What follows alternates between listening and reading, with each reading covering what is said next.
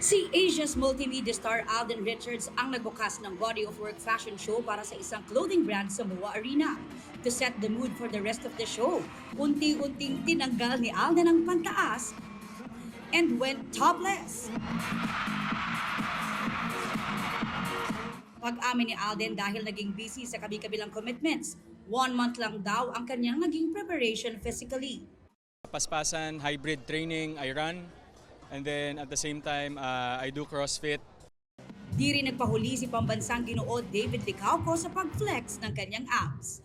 Di naman big change when it comes to my routine. I still work out every day naman.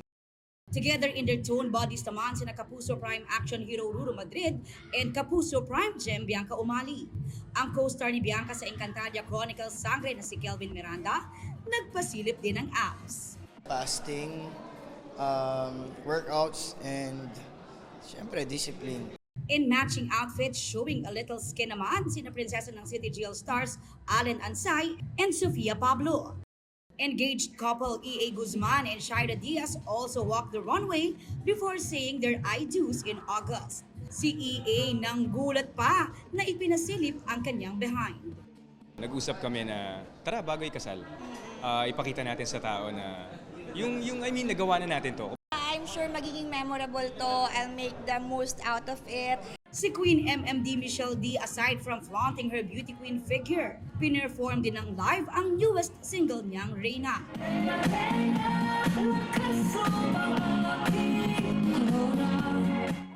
We have models of all shapes and sizes. Reyna is about loving yourself and being empowered.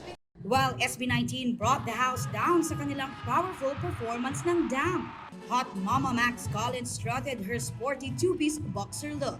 Na-achieve niya raw yan through intense workout and strict diet. No pasta, pizza. Siguro once ako nag-bread. Tiis ganda talaga. But it's all worth it. Rumang pa rin in their underwear sina Bruce Roland, Royce Cabrera at Jay Ortega. Fresh from the shower naman ang gimmick sa runway ni Derek Monasterio na into running daw ngayon.